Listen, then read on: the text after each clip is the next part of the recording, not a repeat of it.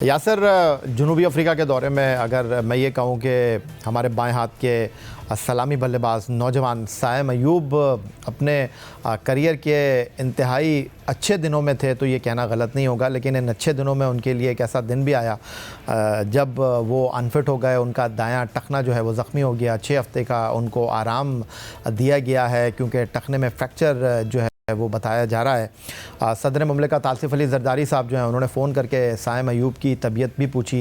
फिर chairman cricket board Syed Mohsin Raza Naqvi ने कहा है कि जनाब हम इस तमाम मामले को बहुत संजीदगी से लेंगे। तो अब मैं आपसे ये जानना चाहता हूँ, अगर आपको याद हो 2009 जब यूनुस खान की क़यादत में पाकिस्तान ICC वर्ल्ड T20 जीता था तो आपको हैमस्ट्रिंग कोई प्रॉब्लम हो गई थी और आपकी जगह फिर अब्दुल रज़ाक आए थे।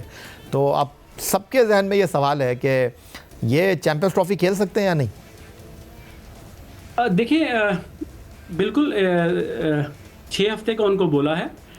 उसके बाद भी अब देखना पड़ेगा जब यहाँ पे आके उनकी फाइनल कंसल्टेशन उनकी जब यहाँ पे डॉक्टर्स के साथ होगी, उसके बाद ही पता चलेगा कि उनको कितना टाइम पीरियड लगेगा। एक तो उनकी जो हीलिंग प्रोसेस है, क्योंकि कुछ हेयर लाइन फ्रैक्चर्स भी हो सकते हैं, कुछ थोड़े बड़े होते हैं। तो अगर तो उनका माइनर या हेयर लाइन कम है फ्रैक्चर, तो उसमें तो उनको जल्दी रिकवरी भी हो जाएगी। और इनकी एज ऐसी है कि इस एज में थोड़ी जो हीलिंग प्रोसेस है वो जल्दी हो जाता है। तो उम्मीद यही है कि टाइम अभी है। और ये बिल्कुल आपने सही कहा कि एक ऐसे टाइम पे हुआ, और ये पार्ट एंड पार्सल है प्रोफेशनल क्रिकेट में। आप इंजरीज होती रहती है, और मेरे भी आपने कहा मेरी भी इंजरी हुई, कई प्लेयर्स की होती है।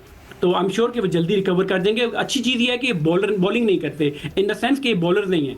अगर तो बॉलर होते तो उसका थोड़ा सा लंबा टाइम लग सकता है इंटरनेशनल क्रिकेट के वापस आने के लिए। मगर अगर आप बात करते हैं, ये बैटिंग करते हैं और जिस तरीके से खेलते हैं, तो इनको तो रनिंग करने की ज़रूरत भी नहीं है। तो खड़े खड़े शॉटिंग खेलते हैं और अटैकिंग क्रिकेट खेलते हैं। तो इनको तो इंशाल्लाह ये टाइम पे फिट होकर पाकिस्तान के लिए दुआ। अच्छा यासिर, चूँकि आप कोच भी हैं तो थोड़ी सी मैं आगाही चाहूँगा आपसे, क्योंकि बहुत सारे लोग ये बात कर रहे हैं, हमारे फॉर्मर क्रिकेटर्स ये बात कर रहे हैं कि यार डाइव मारने की क्या ज़रूरत थी। हालांकि डाइव तो मारी नहीं साइम अयूब ने। वो कहते हैं ना, जब बुरा वक्त आता है तो फिर आप कहीं भी हो, आपके लिए मसाइल खड़े हो सकते हैं।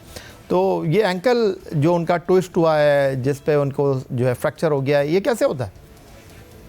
देखिए, असल में बिल्कुल स्लाइड तो उन्होंने नहीं मारी, आपने भी सही कहा। इसमें असल में उनका जो पैर है, जो उनका टो है, वो घास में फंस गया, जिसकी वजह से वो ट्रिप हो गए और आगे की तरफ चले गए और वो उनको इंजरी हुई। तो ये हो जाता है। और आप देखें, मॉडर्न डे क्रिकेट यही है, स्लाइड्स वगैरह मारते हैं लड़के। मगर होना इस तरह चाहिए कि आपके जिस तरह हमारे 2 या 3 प्लेयर मैं आपको बता सकता हूं कि सिर्फ बाउंड्री पे फील्डिंग करते हुए इंजर्ड हो गए, और जिसमें नसीम या शाहीन वगैरह ये लोग जिस तरह बाउंड्री पे करते हैं। तो इसमें थोड़ा सा होता है कि आपको खुद अपने आप को एक ऐसी टेक्निक डेवलप कर लेनी चाहिए कि जिसमें आप लेस इंजरी हो, आपको इंजरी कम से कम हो। और जहाँ तक आपने बात की इनकी, तो ये मैं ये समझता हूँ कि इन्होंने स्लाइड तो मारी नहीं थी। इनका पैर जो है था वो घास में फंस गया था और वो ट्रिप कर गए थे, जिसकी वजह से ये इंजरी इनको। और जाते जाते यासिर, एक आखिरी सवाल जो इस वक्त बड़ा संजीदा मसला है पाकिस्तान क्रिकेट का। हमने देखा यहाँ पर जो केप टाउन टेस्ट मैच में हमारे फास्ट बॉलर थे वो 130 की रफ्तार पर बॉल डाल रहे थे, और जनूबी अफ्रीका के जो बॉलर थे वो जनाब 140 की रफ्तार को टच कर रहे थे। तो अब आप के लिए सबसे बड़ा कंसर्न, सबसे बड़ा मसला ये है कि ये जो फास्ट बॉलिंग में आपकी रफ्तार है, आप पाकिस्तान से बाहर जाकर तो शायद मैनेज कर लेते हैं, लेकिन जब आप होम ग्राउंड पर खेलेंगे तो फिर आप पहला ओवर ही स्पिनर से डलवाएंगे। या भाई, मैं जो बात पहले आपको कह रहा था, जो आउटडेटेड क्रिकेट और जिस तरीके की हमारी जो जिस तरीके से हमारे प्लेयर प्रिपेयर होते हैं, वो डोमेस्टिक क्रिकेट सोच बन गई है। डोमेस्टिक क्रिकेट बिल्कुल एक हफ्ता पहले या एक दिन पहले आके टीमें लड़के इकट्ठे होते हैं इतने बड़े टूर्नामेंट्स के लिए, इवेंट्स के लिए। यहाँ पर तो आपको 4-4, 5-5 महीने पहले लड़कों को फर्स्ट क्लास के लिए तैयारियां करा देनी चाहिए। टेस्ट मैचेस हैं तो टेस्ट का कैंप लगना चाहिए। जिस मुल्क में जा रहे हैं वहां 1 हफ्ता 2 हफ्ता। मगर अब ये प्रॉब्लम ये है कि आप जितनी क्रिकेट हो चुकी है, T20 फॉर्मेट और इस तरह की चीजें होगी, उनको लड़कों को जब खेलना पड़ता है तो वहां पे मैटर ये करता है कि जो आपका कोचिंग स्टाफ है वो लॉन्ग टर्म प्लानिंग क्या करते हैं कि जिस तरीके से हॉर्सेस फॉर कोर्सेज, आपने अपने प्लेयर्स को जो है वो अलहदा कर लेना है। कि जो आपके जिस तरह अब्बास हैं, अब्बास अगर यहाँ पे इफेक्टिव है तो ये आपको एशियन या पाकिस्तानी कंडीशन पे आपको इफेक्टिव नहीं होंगे। वहां पर आपको पेसी बॉलर्स होंगे। मगर ये नहीं है कि आप घर से उठा के लड़कों को बुलाएं।